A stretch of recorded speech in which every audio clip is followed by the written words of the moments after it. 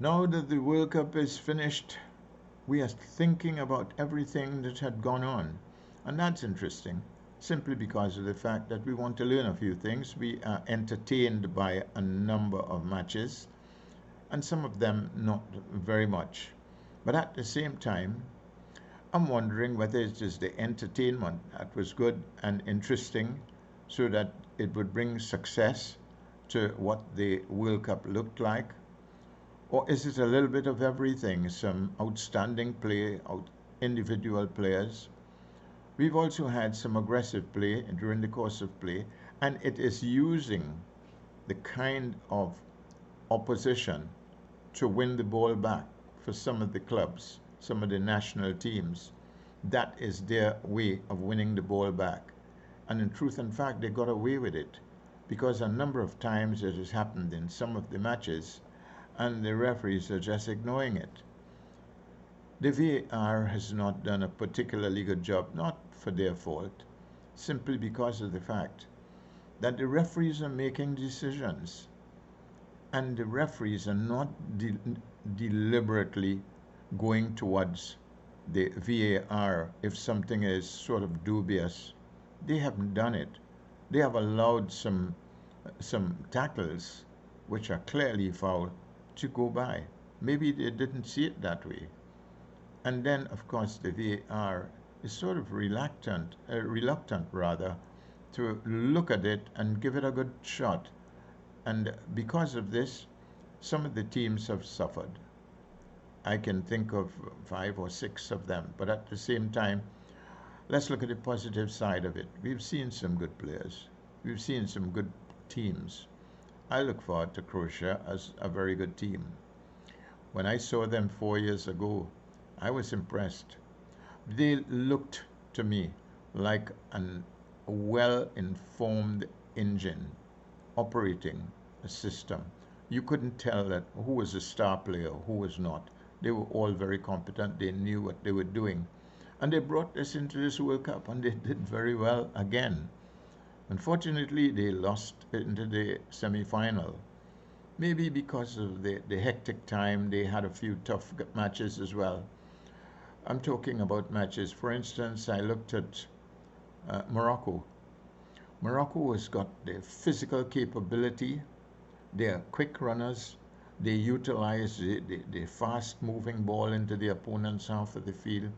But at the end of it, when they lose the possession, it's very aggressive because they're coming tough. In some situations, they're hurting a lot of the opposing players. And they've been going and going and going through it right through to the semi-finals.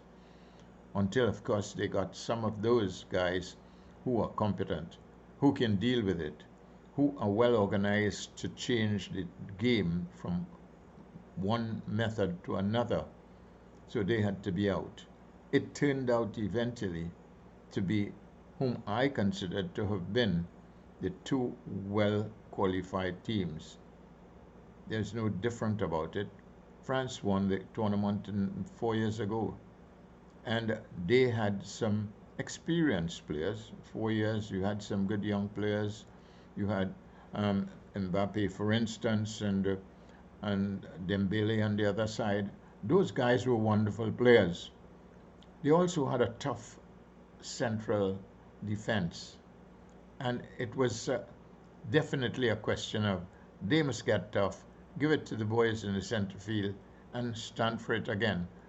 It didn't work half as well because of the fact that they came up against a team that was as skillful as we would have seen anywhere. Both these teams were skillful, but the the French team was operating on 2 or 3 or 4 players. Argentina was well tucked in at all times during the matches that they played, and except, of course, the one against the Saudi Arabia. When they started the aggression and tough play and sort of scared the Argentines to the point that they beat the Argentines, but we haven't seen them since. It is clear that Argentina could deal with it. They've got the temperament to make adjustments. They understood exactly. And then, of course, they've got a guy called, everybody knows him, and everybody wants to say the same thing about it out, Lionel Messi. And he is a tremendous player. He's got some useful ones around him. Look at the next world call for a guy called Alvarez, another good player. Di Maria. They've got a defense that's very good. So they knew the pattern and they did every single one of them very well. I congratulate them. If anybody can play through a month of football and come away with the trophy, you have to say that they were the best team in the competition. And I commend them very much for the fact that they have not displayed any retaliation in their game. They just tried to be organized. They slowed the game down.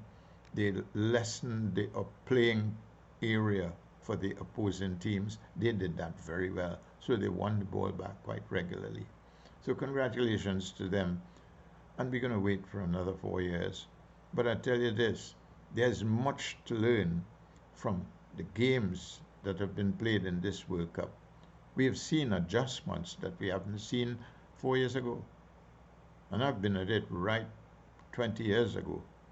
And it is transformed into something that is strategically good to put it and get improvement out of it. That's what Argentina did in this tournament.